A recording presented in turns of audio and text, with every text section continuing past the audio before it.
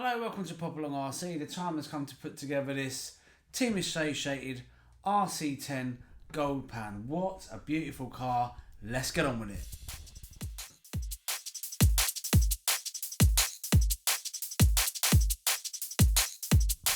Okay, here we go. Everything nicely laid out.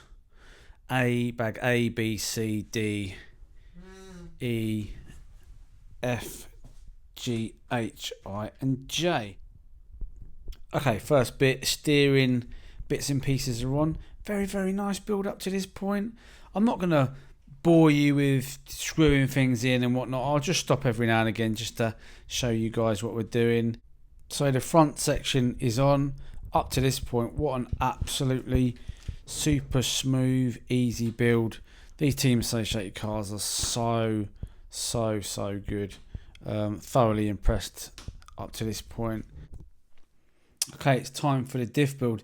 Who doesn't love a good old diff build?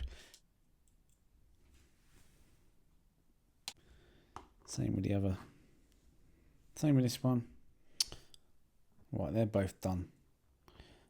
Now to fit the thrust washer. So this is so tiny, this stuff. It is so small. The modern stuff's a lot bigger.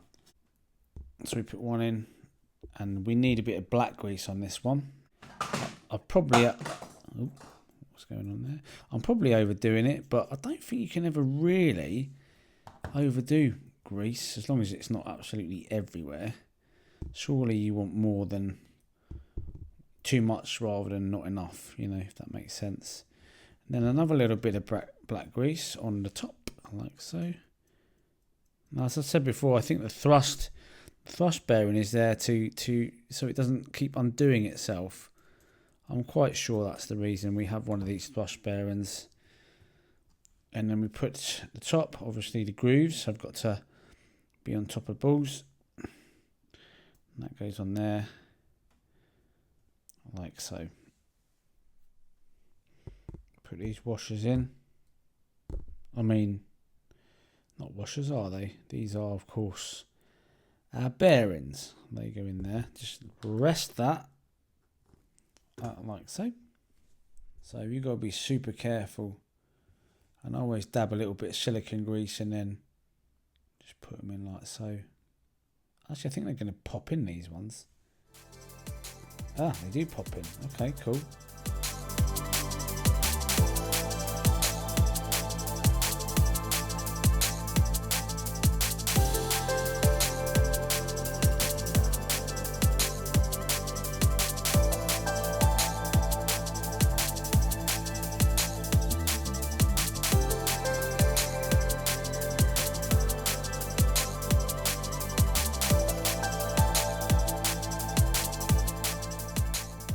Okay, so I did a few bits off camera because I found this bit a little bit challenging, if I'm honest.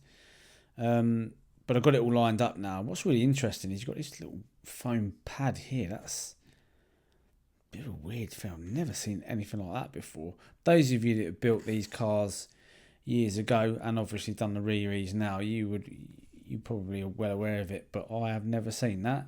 So it's a first for me. Not quite sure why that's there. I suppose it might be something to do with, I don't know what it's to do with.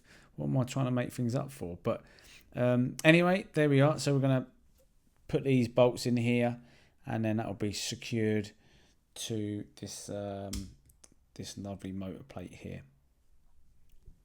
So after a bit of filling and fettling about, this is now all on, which is nice. Seems to be really smooth. Put the slipper clutch together.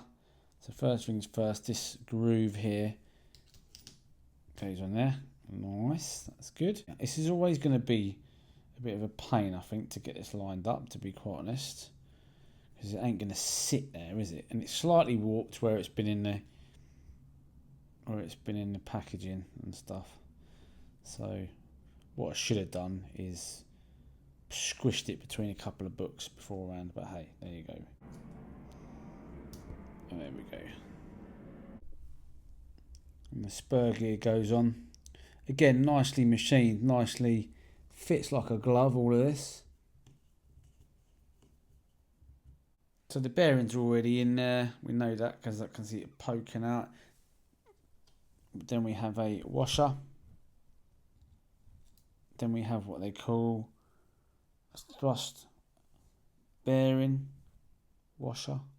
In fact, I think they're all called thrust bearing washers.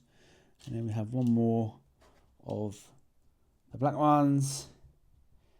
And then we have our disc spring and the locking nut on top. I'm going to crank that down. So that's the Stealth transmission fully built. Feels super smooth, very, very nice. Everything seems to be in order then. Right, as you can see, I've done a fair bit off camera, and I'll tell you why in a minute, but here's what we've done. So we've got the gearbox. The Stealth transmission is in. The body posts are done. Spur gear and slipper put together. Drive shafts also in. Everything's bolted nicely. You know what? This has been a really nice build so far, apart from one thing, and I'm going to show you. These things. Oh my days. The dreaded old-fashioned turnbuckles. My goodness me.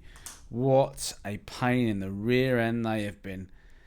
I've mainly done them now, and I've got just 2 more to go. Longer ones here for the steering linkages here.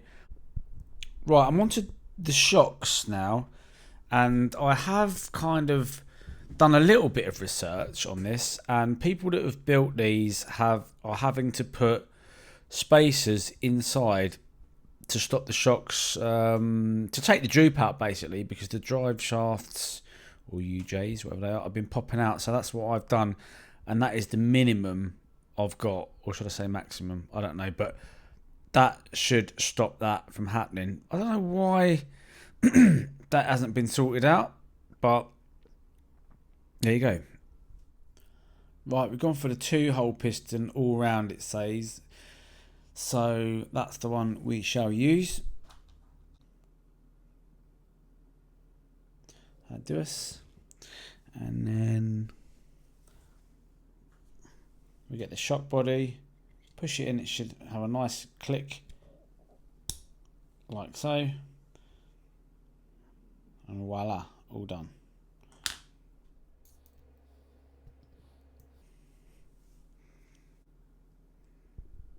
Put this in again, wait for a nice click. There it is, ready to fill them up. Get the other bits on, away we go. So there we are, the shocks are all on, looking very, very nice. And actually, if you look here, just pan you in a bit, it's really on the edge there, to be fair, and that is with all the washers and things and shims inside of here. So it's, I got it right, I think. But yeah, looks good. I thought I'd put the wheels and tyres on just because I want it to look like a car. So not much to do now. Servo's got to go in, motor's got to go in, obviously the radio and body shell and things like that. So let's get on with that. So next, I've had a little look, and I want to run shorty batteries in here. So the only way to do it, I've found out online. There's probably other ways to do it, to be honest, but I typed it in Google, and look what came up. The extra speed carbon shorty battery holder for the Team Associated RC10. This was from Model Sport. So if you want to get one of them, check those guys out. I'm going to put this in now. It looks super easy to install. And so yeah, let's put this in. And there we are, complete with battery already installed. Really super easy. 4 screws underneath, 4 screws on top. It looks quite nice and sturdy in there. I did have to countersink 1 hole on the bottom because it wasn't done. It's a bit weird, but I did it, and it's good to go. So what a lovely little upgrade. I can use all my shorty packs now. Excellent. So the car is now finished. The only thing I've got to do is add the receiver, but I'll do that in due course. I've gone with the Orca 800 series V2 brushed setup in this because I think it's nice to keep it old school, to be quite honest. We're going to start with that initially and see where we go from there. It probably will get upgraded to brushless at some point, but that's a 13 double, I do believe, in the back. It's a Peak brushed motor. I have used it before. If you've seen that, then you will know that's quite a good setup. I'm really proud of myself for this steering linkage. I remember doing those back in the day and having real issues with it, but I got that real spot on there. So beautiful car, really, really nice. I think you'll agree. So the livery I went for, obviously, is the white, red and yellow. Yellow hasn't come out so well on this, but I still think it looks really nice. Anyway, if you want to see this car in action, please like, subscribe, hit the old ding dong bell, keep up to date with what we're doing. Thanks for watching. We'll see you again soon.